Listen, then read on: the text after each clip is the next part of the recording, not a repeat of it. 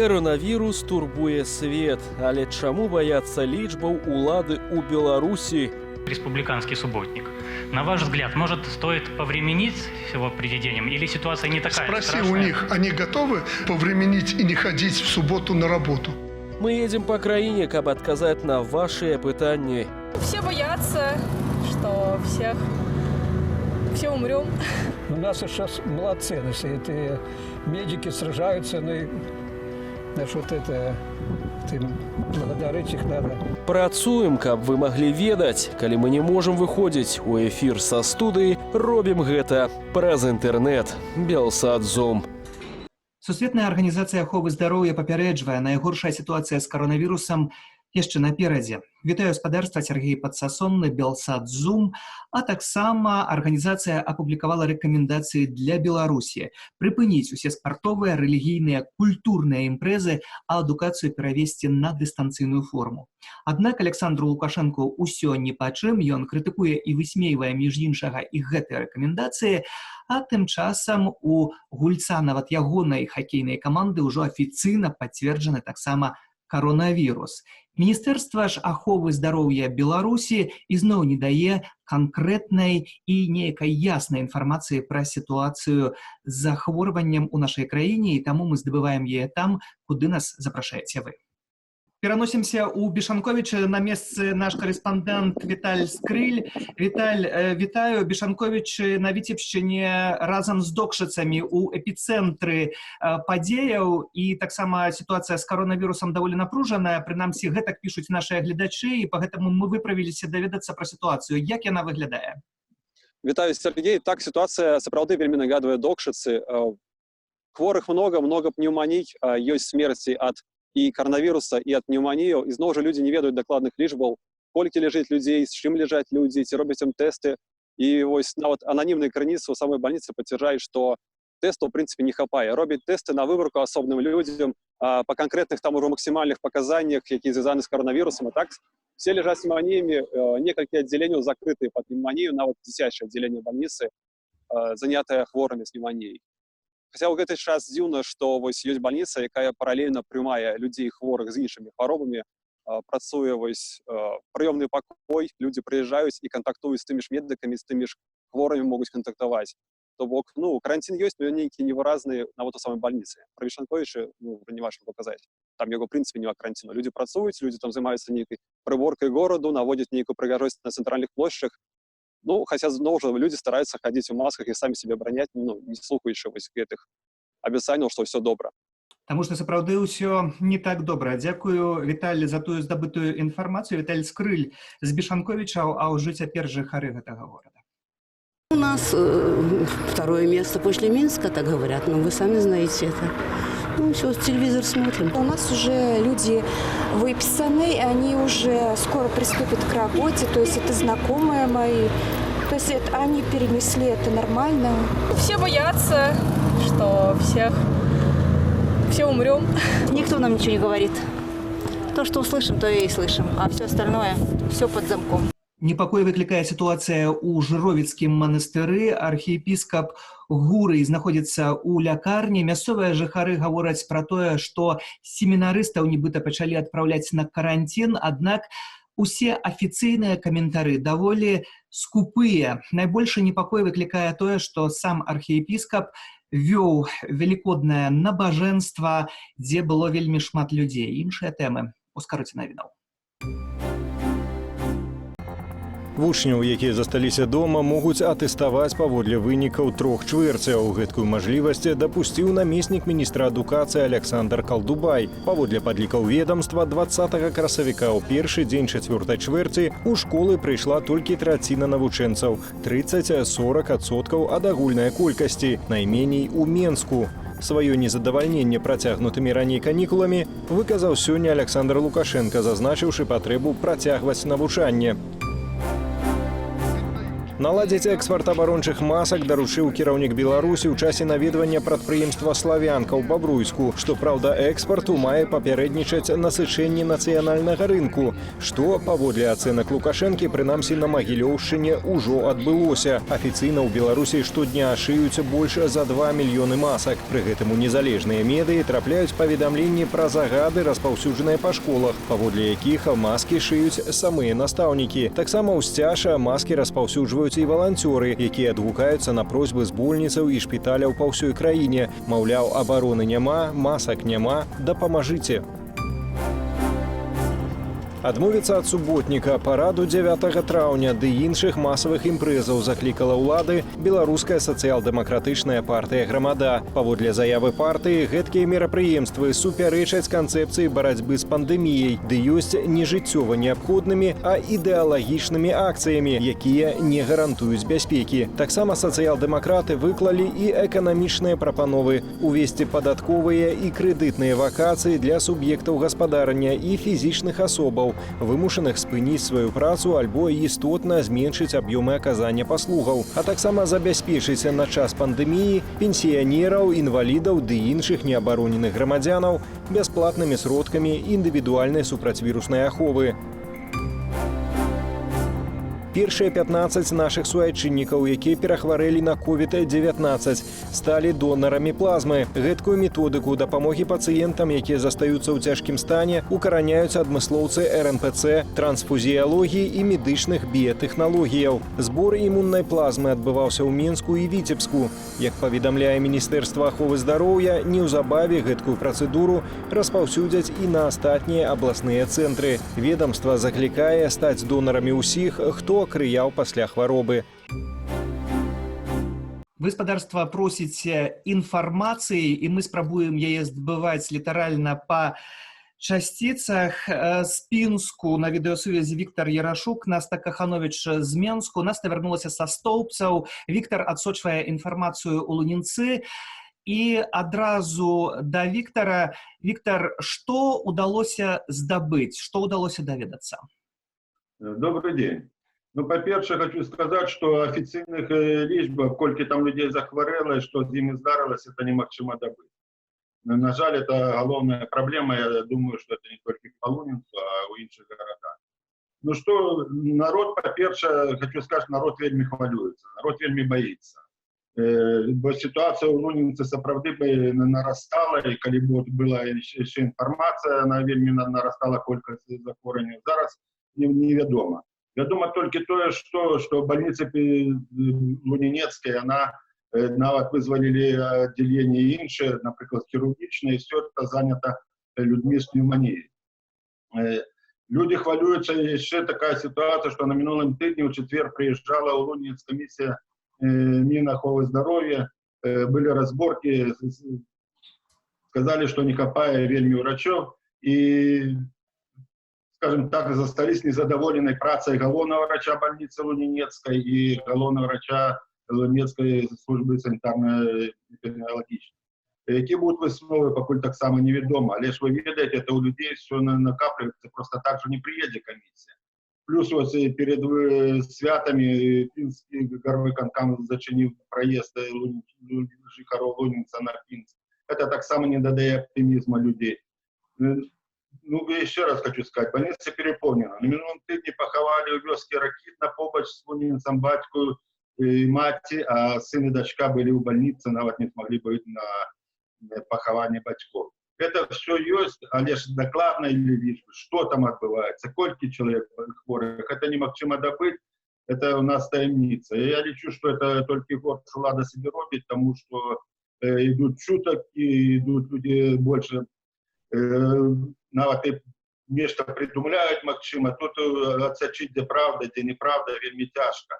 Але ж вот люди все в размовах кажут, вот была лічба, значит, 26 на минулым тыдні, початку минулого тыдня, это просто можно помножить минимум на 4.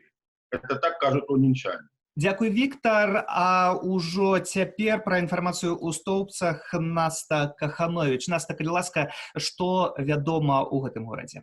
Як і ў ўсіх маленькіх гарадах, это вельмі цяжка здабыць інфармацыю, ніхто не кажа, колькі у канкрэтным раёне, у канкрэтным горадзе інфікавана, пацверджана. Таксама людзі кажуць пра тое, што вельмі доўга ідуць вынікі тэстаў.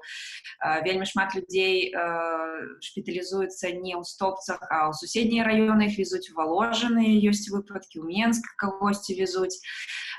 Таксама, у Стопцах такая незвычайная сітуацыя ў тым плане, што там пацверджаны дыягназ быў у кандуктаркі аўтапарку, і, адпаведна, тут як бы немалая колькасць людзей у групе рызыкі. Таксама адна з прадавачак у такім міні-гандлёвым цэнтры шпіталізавана, і з-за гэтага на каранціне гэты цэнтр, сёння ўжо мусіў адчыніцца. Ходзяць чуткі таксама пра мясакамбінат, што дырэктарка быццам бы з каронавірусам, але ў прыёмнай кажуць, яна сапраўды на бальнічным, але ніхто не кажа, ці гэта карона, ці не карона, невядома. Таксама там некалькі чалавек з запаленнем з розных аддзелаў вось на бальнічным знаходзяцца. Сітуацыя такая. Дзякую, Наста. Наста Каханович пра інфармацыю ў Столбцах, Віктор Ярашук-Спінску пра інфармацыю ў Лунінцы, а ўжо цяпер жыхары Столбцаў. У нашего друга мама умерла, то хоронили в закрытом гробу. Не разрешили открывать. Он сказал, не знаю, кого похоронил, маму или не маму. На карантине мы не были и не будем на карантине мы. Больные в больнице лежат, но диагнозы ж не подтверждаются официально. Ничего не закрывалось на карантин. Все работает, в принципе, в штатном режиме. Никто ничего не говорит, никто ничего не знает. Ходим на работу спокойно. Я переболела каким-то вирусом. 10 дней была на больничном, но никто ничего не проверял, что это было. У Бабруйску Александр Лукашенко ізноў паўтараў, што ад каронавірусу ніхто не памірае, а толькі ад іншых хваробаў. Партал «Хартыя-97» напярэдадні выклаў сенсацыйны фільм «Эпідэмія ў часе дыктатуры». Да гэтага часу яго паглядзелі ўжо больш за 100 тысяч чалавек. У фільме з'явіліся, між іншых, лекарка з Віцебску Наталля Ларыёнова, якая першаю сказала пра сур'ёзную праблему з каронавірусам, якую выклікалі адразу ў пракуратуру. Таксама свае меркаванні выказвае вядомы рэжысёр Юрый Хашчавацкі. Дзякуючы «Хартыі-97» мы можам паказаць фрагмент з гэтага фільму. Цалкам яго можна пабачыць у інтэрнэце, на партале Хартыі альбо на іх відэаканале. Я поняла вообще, что я могу похоронить ряд своих близких друзей, потому что там описано, как врачи погибают и на износ, и там трупы вывозят машинами. И я поняла, что я теряю свою семью, я теряю всех своих близких врачей, мы будем на передовой, мы будем умирать как мухи. Я потеряю своих родителей, которые уже там в возрасте. То есть вообще это такая вот страшная вещь. Уход из жизни большинства пенсионеров – это очень удобно для решения социальных проблем в Беларуси. Уходят пенсионеры, нажим на пенсионные фонды уменьшается резко, это государству выгодно. Выбрали вы сумасшедшего, допустим, выбрали. Теперь этот сумасшедший раз за разом делает совершенно невообразимые и невозможные вещи. Вы что, не видите, что он неадекватный человек?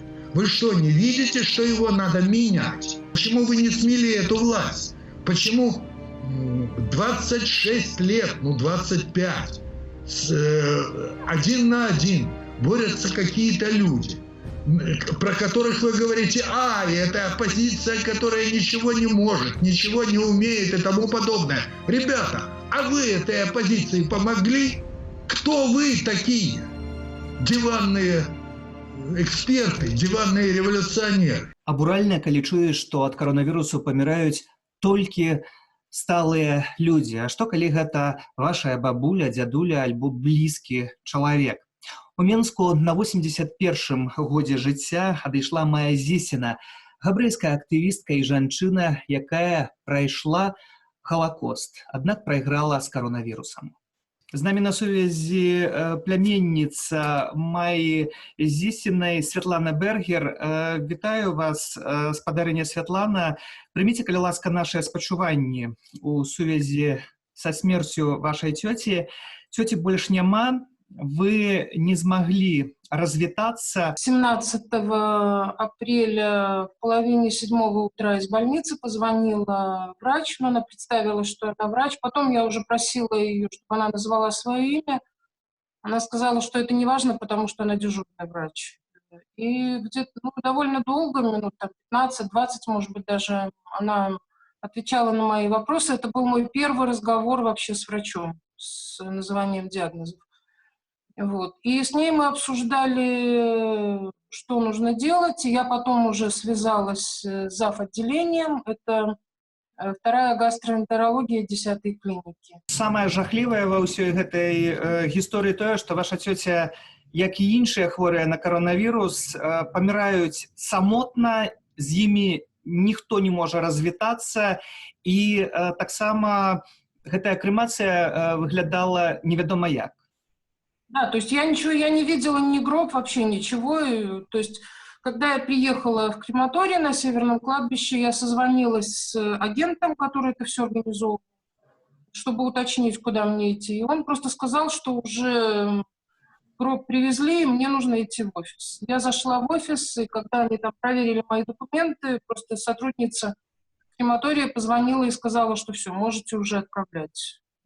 Больше я ничего не знаю и не видела. Оплатила урну, получила документы и ушла. Теперь несколько месяцев будем ждать, пока моя дочка приедет в Минск, и мы уже с ней похованием будем заниматься. Вот. Ну, мы с тетей не виделись. Меня успокаивает, конечно, то, что, в принципе, рядом с ней это были люди. Она лежала в палате на 2 человека. И вечером я позвонила, когда на пост со мной разговаривала сестра отделения. Это был первый раз, когда мне сестра в этом отделении вообще ответила на какие-то вопросы. Калі вы чуеце, як кажа Александр Лукашенко, што у нас ад коронавірусу ніхто не памірае альбо не памрэ, а таксама тое, што паміраюць старыя і хворыя людзі, што вы адчуваеце і што б вы хацелі сказаць кіраўніку краіны? Я чувствую очень большую растерянность. Потому что я не понимаю, есть Божий суд, и мы все за свои действия будем отчитываться. Будет же тот момент, когда мы перед Господом предстанем. И что мы ему скажем? Я верующий человек, я каждое мгновение своей жизни отслеживаю свои поступки, свои действия. Я думаю, что я делаю, как мои действия отразятся на ком-то. И когда я вижу, что происходит в Беларуси, когда я слышу такие вещи, я очень растеряна. Я понимаю, что у меня нет возможности никак влиять на это. И ничего, кроме растерянности, я не чувствую. И очень обидно, конечно, что все это так происходит. И очень бесконечно жалко этих пожилых людей, которые без близких. Пусть там рядом кто-то есть, и слава Богу, что есть сотрудники больниц, есть люди, которые, рискуя своими жизнями, ухаживают за больными. И низкий им поклон, и я уверена, что врачи сделали все, что можно.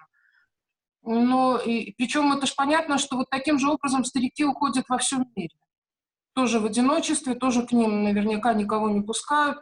Но мне хочется надеяться, что есть все-таки места на Земле, где все это происходит более человечно, где хотя бы хоть какую-то информацию близкие могут получить и узнать, что происходило с их близкими в последние дни.